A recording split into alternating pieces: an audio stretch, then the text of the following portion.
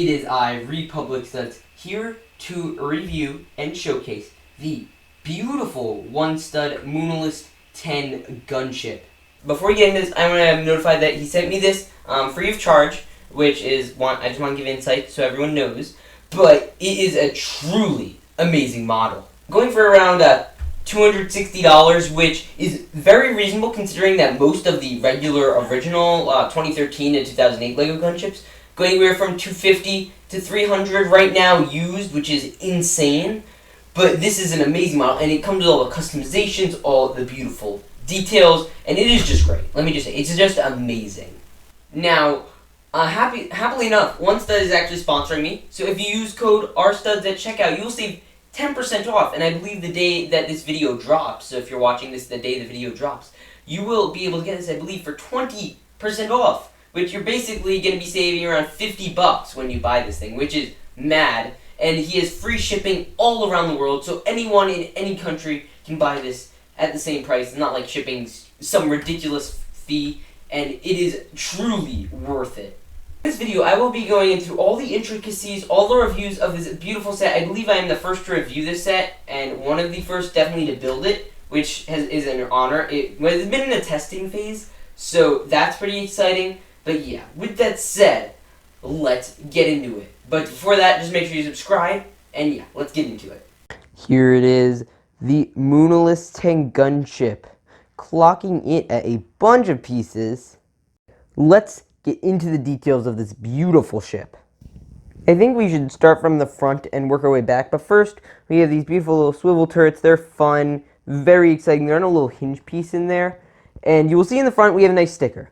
Now this was the main draw problem I think I had with this set. I think that he could have made it kind of more big, because it kind of goes around in the show, the whole thing, and I get that's difficult to do, especially with the 2008 version, so I completely understand.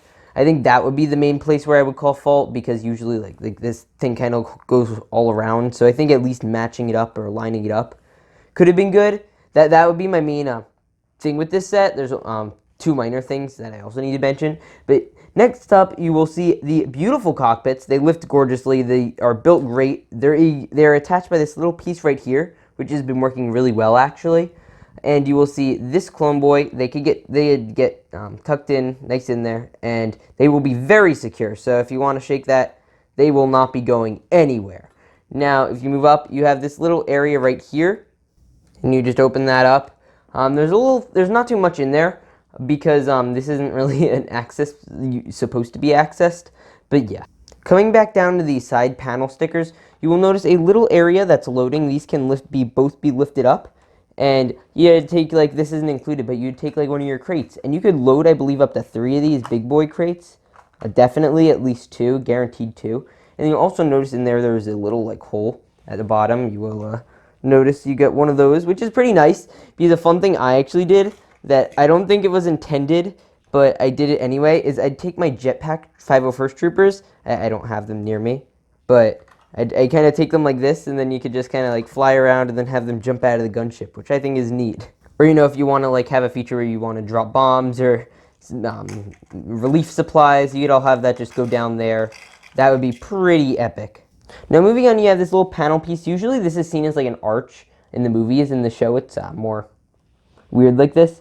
But you'll notice in there, you could kind of turn the model around. You get a little room in there, and then that all leads. Everything in here can open up, essentially.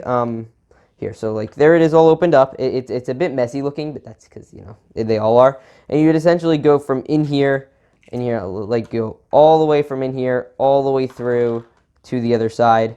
If you can see that, and you have the 501st Trooper coming out right here. So, which is pretty cool. Here is where usually you could have them offload without having to open the doors. So, you know, they come out of here, walk out, which is pretty cool. I'm not exactly sure what this is for right here. It's kind of confusing me. But yeah, let's move into the interior, which I think is one of the more exciting parts, definitely. If you want better access to the interior, all you have to do is just lift up this wing, like so. And then you have access to the interior. I also just wanted to point this out. The way you open this is really cool. I didn't own the old set, so I don't know what it's like. But you just push that little thing, and then boom, that comes out like so. It pops out a little bit, So if that's a problem you may have, there's a solution to that. All you have to do is really take out this pin out of here, and then you're going to want to essentially move it to wherever you think it would be fit. Let me do that. Let's say you put it here, but then you're basically just going to, here, I'll try to get a better angle, but you're going to want to line that up and push that in as you see here. So that will definitely look better for display. In terms of functionality, it's not going to work a ton, but in terms of display, if you really want to display it and have it in a mock in some sort of form, that is really going to benefit to you. But yeah, you'll go over here. Here is the interior, which you can access it very easily after just doing all those simple steps I mentioned earlier. Now, I'm sure many of you are wondering, how many 501st Troopers can you fit in these? I mean, 1, 2. You can fit a lot. Also, there's this weapon rack here. If that's not what you want, you can easily remove that. I could do so, or like this. It's honestly not that difficult of a move. You just take off the bricks. It's really not that difficult. You could even put a brick in there if you want more troops room. But you'll also see the other archway for them to walk. It is perfect height for a minifigure. They fit great like that. I just can't do it with one hand. And then you'll also notice this back area. We will get to that in a second. But I'm sure what many of you are wondering, how many troopers can this hold? Let's do a time lapse and fit. How many of my 501st Troopers can we fit inside the gunship?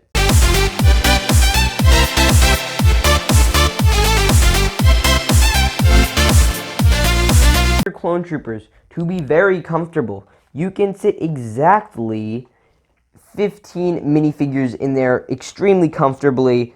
We also were able to fit a nice crate in there. Now, I've personally recommended to one stud that he take out the center gun rack and just leave more room for troopers. I think he is definitely going to be taking that into consideration. He's also going to be making a 2013 variant for his gunship designs in general, as most of them now are 2008, so he's going to have that variety. And you also get like a little room to put these troopers. I don't know if I showcased that yet, but yeah. So moving on from that, we also get some of these cool accessories. We get this epic bubble turret.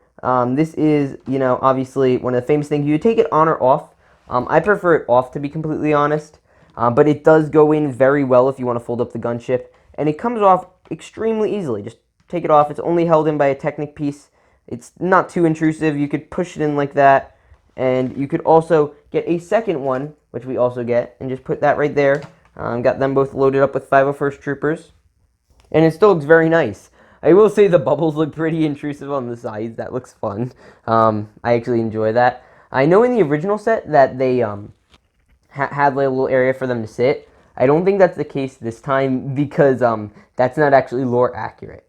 But yeah, moving along the top, you will see these two the little twin engine things. They kind of remind me of like what's on the Y-Wing.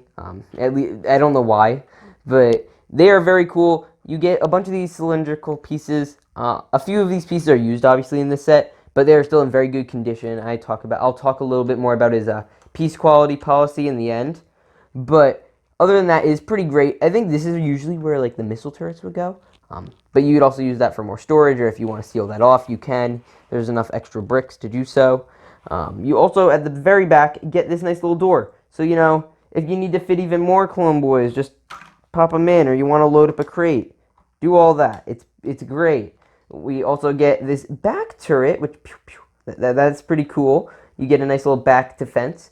You could also move this up, and you got some more interior spacage for storage. That's where these arches come in. And you will also notice that right here, under these, I'll lift this up again, just want to put that down. Lots of little working elements to this. You will see these gonk-shaped, like containers where you could take your Republic stud credits and just pop them in. You get 4 of those, which is pretty pog, not gonna lie. And we got all this. It is very fun look. Some of them I personal think that I would make a notice about would be the front part. Obviously, I think that should be more like reminiscent of the ship, but that's that way you put any sticker on it. So if you want this to just be your 501st gunship, you're not limited. The other thing I think that I would change is make this more a little elaborate. I've seen like other models that they have it a bit smoother. That would be a personal suggestion I'd have. Make it a bit smoother. But other than that, the rest of it looks very good. I especially like this detail right here. I think that really adds to it. And I think obviously my favorite feature by far is this little boy right here where you just pull it back. I think it's amazing. And unlike a lot of the other gunships that are designed after the 2013 gunship, this one you actually get the 2 doors. So you can seal it off completely. And I think that is a huge benefit that nobody talks about. And that's why a lot of people I know, their rationale for preferring the 2008 design over the 2013 is because you get both of the functioning doors, which is very epic. I love that. I think that also is definitely better if people want to make stop motions, if they want to make mocks. It'll be a lot more accurate because I know the other one is a little more play-eccentric than this one. But this is basically, a gunship is essential to any clone army, and I would definitely recommend you use my code, RStuds, when you buy yours from One Stud One. I didn't realize what I was missing out on until I had one. I do not actually own a singular Republic vehicle, believe it or not. And this was, not vehicle, ship. And I do not own a ship, believe it or not. So this was a very new experience for me to have a brand new Republic gunship in hand.